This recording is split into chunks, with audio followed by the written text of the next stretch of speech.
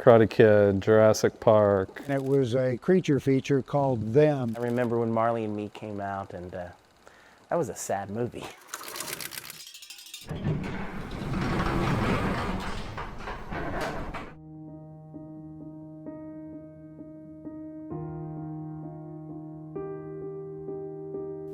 For nearly a century, the glow of a marquee on Main Street has meant something special in Washington, Indiana. Long before streaming menus, before stadium seating and endless screens, this was where stories came alive. Families gathered together, kids grew up, and memories took shape in the dark. Across America, small-town theaters have dimmed as corporate megaplexes have taken over. Rows got wider, screens got bigger, and something was quietly lost along the way, the feeling of belonging. Because even in a changing world, there is still a reason for places like this to stay open. To understand its importance, we must travel back to the very beginning. In 1877, this block of Main Street was the heartbeat of the city of Washington. The Grand Opera House was built as a monument to culture and entertainment, serving as a central gathering place for the community. The venue hosted everything from stage plays and live music to local events, and as the era of silent film arrived, the building was renamed the Grand Theater, bringing the magic of the silver screen to audiences in Washington. On January 10, 1926, tragedy struck when highly flammable celluloid film ignited in the projection booth. Patrons fled into the street as the flames consumed the building, which eventually collapsed into a pile of brick and ash. The community refused to let the music die. Rising from the ashes, the Indiana Theater was built on the same site and dedicated on October 6, 1926, just 9 months after the fire. It reclaimed its place on Main Street and continued as a home for movies, music, and shared memories through World War II and beyond. As Hollywood's golden age arrived, so did packed houses and shared anticipation. I think it serves as a centerpiece, a bedrock of a community. It's a gathering place where people can come together and at the very same time, in a darkened theater, sitting shoulder to shoulder with another group of people, share a communal experience. From the post-war boom through the 1990s, the Indiana Theater thrived. As a kid growing up, quite literally, Main Street and the Indiana Theater was my front yard playground. For decades, the Indiana Theater wasn't just where you watched a movie, it was where you ran into neighbors, went on first dates, and learned how stories could shape you. I would go to the Roy Rogers Club on Saturdays and see all the shoot-'em-ups and the cartoons and have a big time there. But by the same token, I would just go see anything. Grew up coming here a lot through my teenage years. Had dates here, brought my family here later on. Yeah, it's been a part of local life as long as I can remember. This theater was a big part of my life growing up. You know, as a kid, what did you do on the weekends? Especially when we got into junior high and freshman, sophomore year in high school, you went to the movies. Some longtime theater patrons still remember their first film, or a moment that stuck with them forever. I remember watching my first movie in here, just over my left shoulder. It was Karate Kid in the 80s, the original. The first movie that I saw that imprinted on me, that stayed with me as both a good and a bad memory, was when I was 7 years old, and my across the alley neighbor, Jill Houston, and I got our parents' permission to come and see our first night movie, which happened to be a horror schlock fest called Them. Try Them. When we left the theater after this thing was over, and it was now dark night and the stores were closed and everything like that, we were both just terrified, and we took off running as fast as we could. There used to be a fellow on a television station out of Indianapolis called Sammy Terry, and he very, very, very popular, and we were able to get him to come down here to this theater. And one night after the regular shows, he put his show on. The downstairs auditorium was full. There were people standing in the street. and it really, that's probably one of my top memories. Blaine comes from a long line of caretakers for the Washington Theater.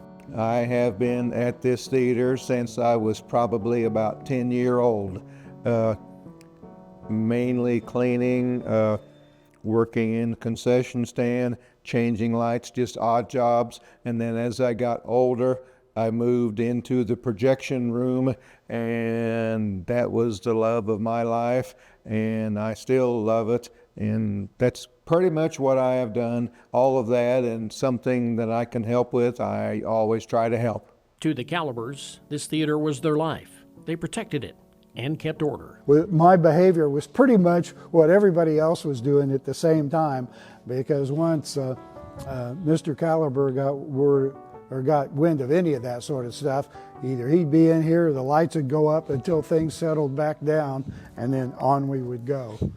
I'm ashamed to say there were a few nights we didn't get to watch all of the movie because she would come in, instead of just taking 1 or 2 kids out, the whole row. That's it, you're done, you're out for the night. And so we'd have to try again another night. Through their care, and the care of many others, the Indiana Theater flourished for generations and even became a part of life-changing moments. And the whole way home, I'd be thinking about the storytelling aspects of it. And it imprinted on me so deeply that it's actually who I became. My wife, Shelley, and I, we had our first date here. And I can tell you exactly what seat it was in the upstairs theater. We watched the movie Due Date with Zach Galifianakis, and she remembers that too. That was our first night out. Our first date night was here at the Indiana Theater. But by the early 21st century, the rules changed. Prior to 2014, it was closed down for a couple years when corporate America moved to megaplexes and closed down a lot of the smaller movie theaters. I can remember the day to a T. I remember when it closed. I remember previous ownership, it was under the big chain, and they had done a swipe and just wiped out a bunch of their theaters, locations in the small towns that weren't producing the numbers they needed. I can remember the day they came through and said they were closing our theater. It didn't make the cut. And they literally put the boards on the windows out front. The marquee went dark. It was a dark time for Washington, and it was closed for way too long. I absolutely, if I had to come to Main Street, I would try to drive around the first block because it was too sad to watch and look at the building being boarded up and closed. The megaplex movement swept the country. Historic single-screen theaters became rare. They're slowly becoming obsolete and extinct. You don't see very many theaters around like this anymore. But that wasn't the end of the story. After AMC closed the theater in 2011, new owners stepped in. By 2014, KJB Theaters restored and reopened the building and brought the lights back to Main Street. Just as hope returned, the pandemic tested the theater once again. So the previous owner purchased it then, operated it pretty successfully, and then COVID hit. And as many theaters struggled, COVID was hard on this theater. You weren't allowed to have crowds, and then eventually they mandated that they closed it down and couldn't show movies at all. With the theater at risk again, community members stepped forward. During COVID, the previous owner reached out to us and asked us if we could come look at doing repairs to it, and had some issues in different spots that he wanted us to look at it. And as we tore into it and opened it up, the problems became worse and worse, and it was going to be at the point where it was unfeasible for him to do the repairs. And at that point, we didn't want to see it close again, and we asked if we could partner up with him and purchase it and have him continue operating it. We operated it as the landlord for a year. That following year, he decided to turn it over to us and have us operate it as well. During Dusty's time, major changes were needed. We did a major renovation here. We took out all the floor, we replaced the flooring, the seats, the sidewalls, and then eventually, after we purchased it, we replaced the screens, a lot of the mechanical, plumbing, electrical throughout the building, just to modernize it and keep it in good shape. It's mainly cosmetically how it always has been. We've tried hard to keep that nostalgic feel to it and the grandiose look of everything inside. The goal was never ownership, it was survival. Our goal was to get it in good enough shape to turn it over to someone to let them operate it daily.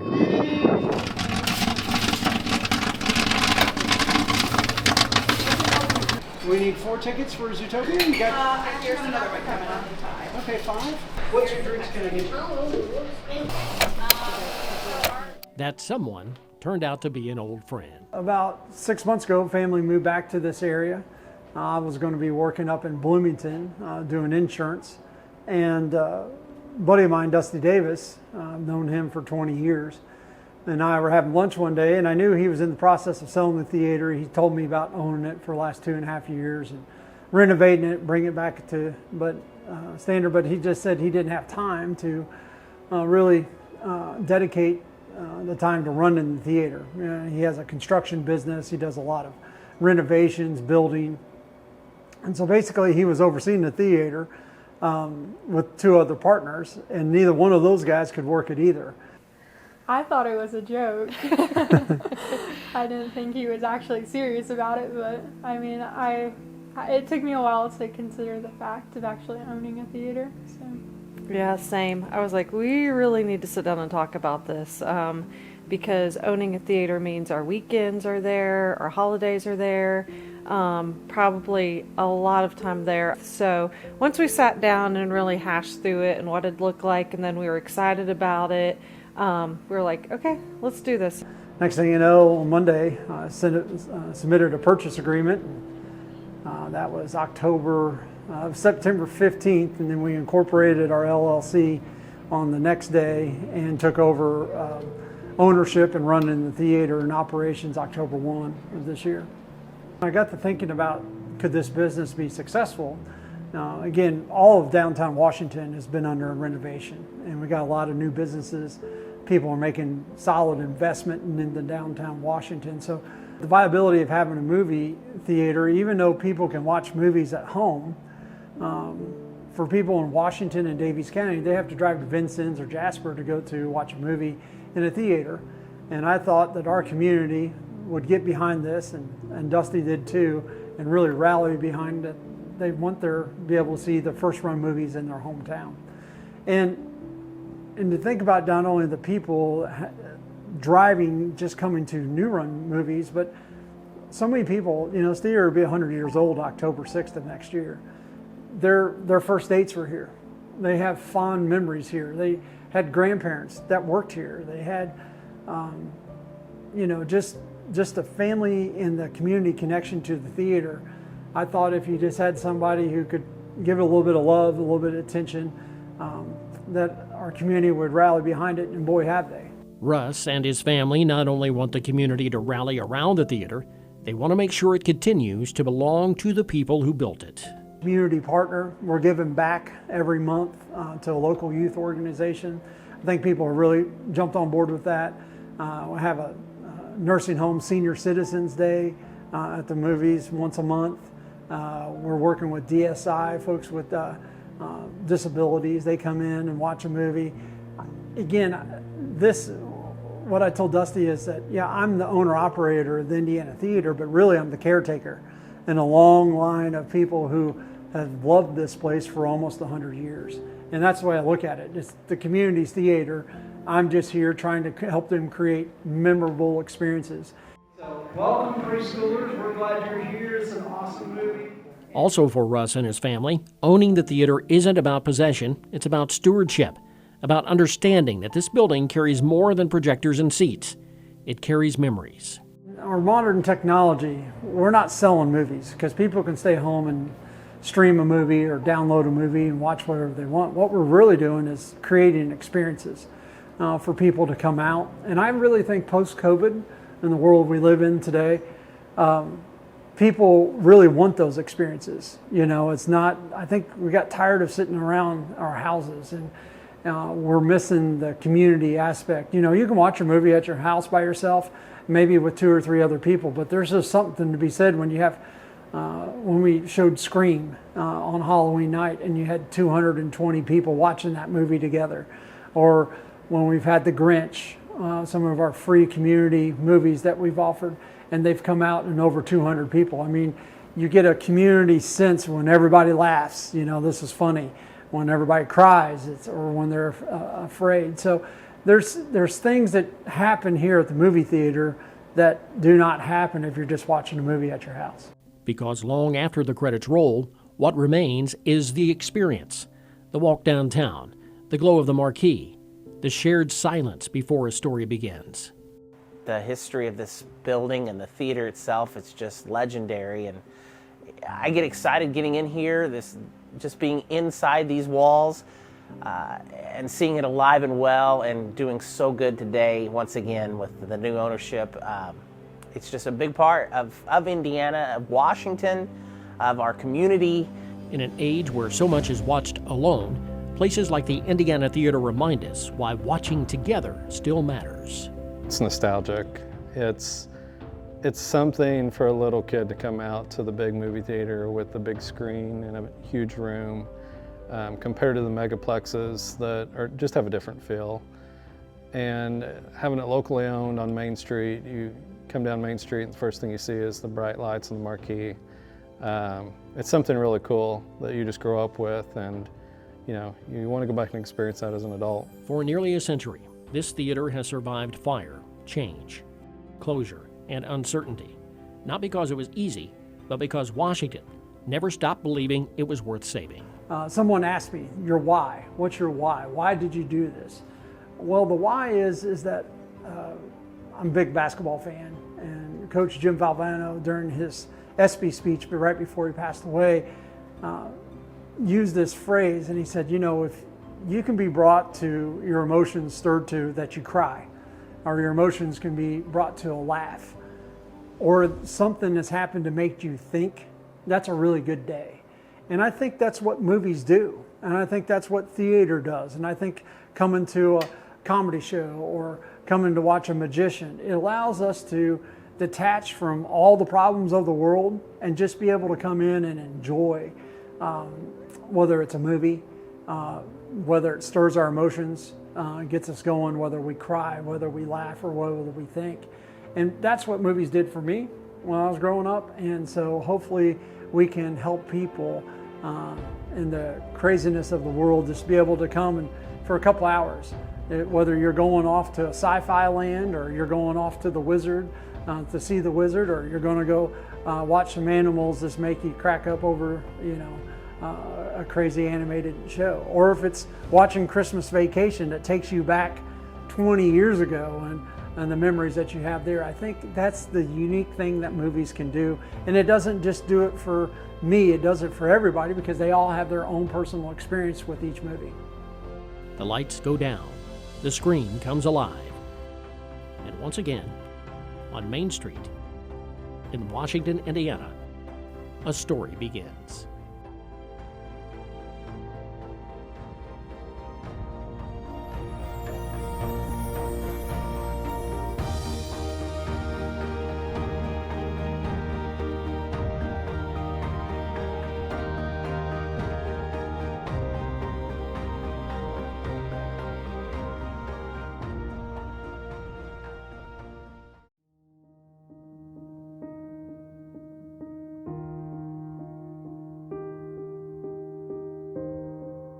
Well, good evening, everyone, and welcome to the Indiana Theater. On November the 11th, I come to the theater and I have a package, and I open up this package and there's a book, and it's by a guy named Stephen Faust. And in there is a little letter and a note, and he gave his personal cell phone. Well, the same day I received that book, I get a message from David. With Vincent's PBS, and he says, Russ, would you be interested in having a special on our History Vault about the Indiana Theater? And Stephen was talking about in his letters like how he grew up here, and so I literally on that same day sent a text to Stephen. I said, Stephen, would you like to come and be a part of this project? Thank you, everyone, for coming. It's just so exciting to see everyone here, and this has just been a great opportunity for storytelling and to get to know the community. Thank you all for coming out, and we hope you enjoy the show.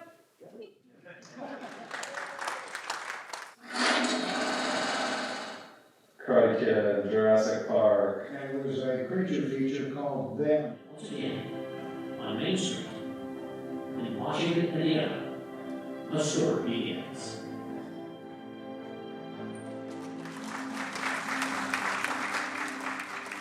This darkening, magical palace of light and sound had a profound effect on this impressionable young small-town boy. It's why I'm here tonight, and it's why it became an important setting in my book. You see, Lights and Moon, again, takes place in Washington in the years 1960 and 1961. Its main characters are a collection of local kids who are 12 and 13 years old, just as my friends and I were at the time. And if you were around back then too, well, you know already that growing up during that period of time was a lot different than growing up today. I'm not sure that I've ever appreciated more tonight than thinking about where I grew up, when I grew up, and with whom I grew up.